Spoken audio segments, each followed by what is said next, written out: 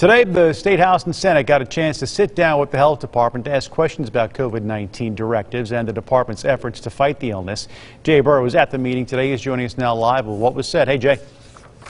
Yeah, Bob. Today, the legislative branch finally got their chance to ask the Department of Health about that mask mandate that Governor Asa Hutchinson mandated through an executive order. But the conversation quickly pivoted to the executive branch's power during the state of emergency.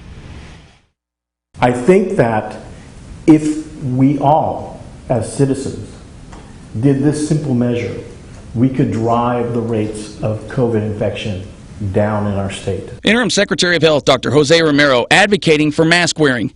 Many lawmakers still unsure of the need. I feel like, when we have this on our face, we're also taking that CO2 back in. We're not able to do the natural thing. Our body's allowed to get toxins back out when we breathe or breathing all that stuff back in. Studies from Stanford have shown that you do not retain CO2 with this mask. Representative Frederick Love says the arguing over the mandate with Dr. Romero was pointless.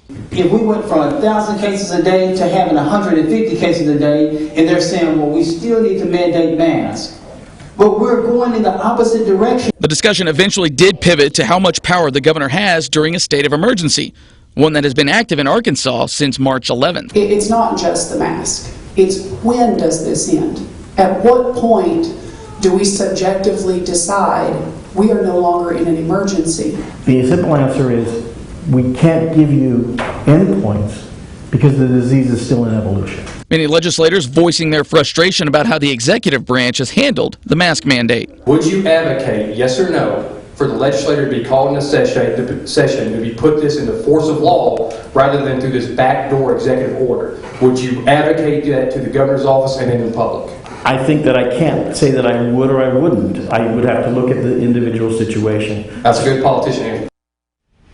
And also today, when asked if the governor can indefinitely extend the state of emergency here in Arkansas, the Department of Health simply said they will defend their authority up to this point.